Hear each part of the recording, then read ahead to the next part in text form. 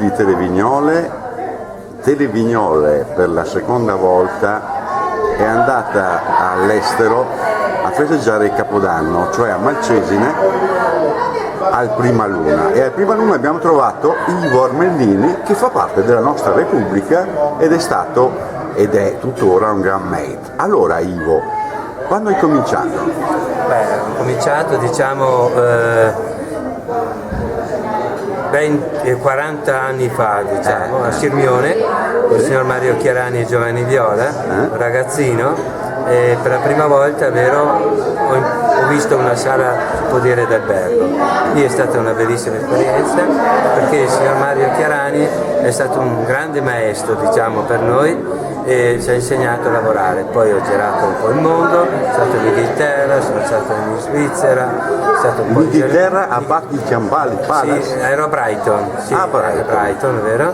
T'hai vista che la regina? La regina ho visto parecchie volte. Hai servito la regina? Ho servito una volta a Brighton, vero? Una grande occasione. Praticamente ti hai portato cosa alla regina? Un menù tipico inglese, non è che erano i nostri piatti. E dopo grande professore all'alberghiera. Poi ho insegnato alla scuola alberghiera con tutte altre esperienze, vero, che ho fatto in zona. Quanta gente viene fuori in gamba dalle tue lezioni?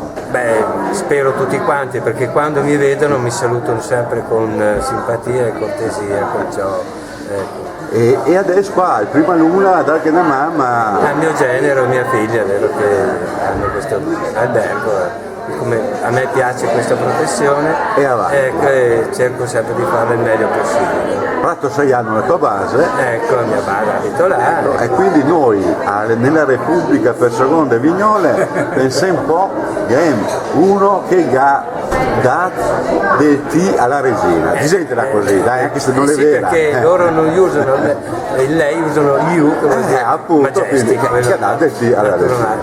Ivo, grandissimo. Poi abbiamo qua anche Miorelli, Giorgio di Torbole. Torbolano, esatto. Maitre. Esatto, collega di Ivo.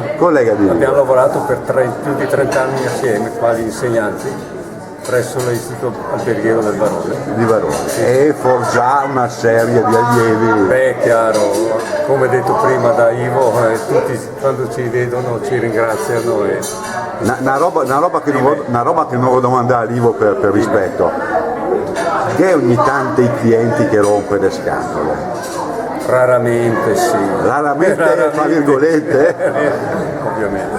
E in quei casi lì, quando il cliente diventa, come dire, malsaurì, insaziabile, pesante, cos'è che scatta?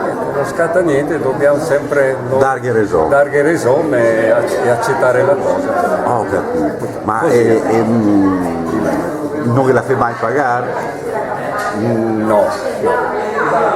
Quindi la storia dello sputo nel piatto? No, non esiste. È una bufala. È una bufala, dalla grande esperienza nelle strutture alberghiere non l'ho mai vista. Quindi sorriso è così, è un teatro.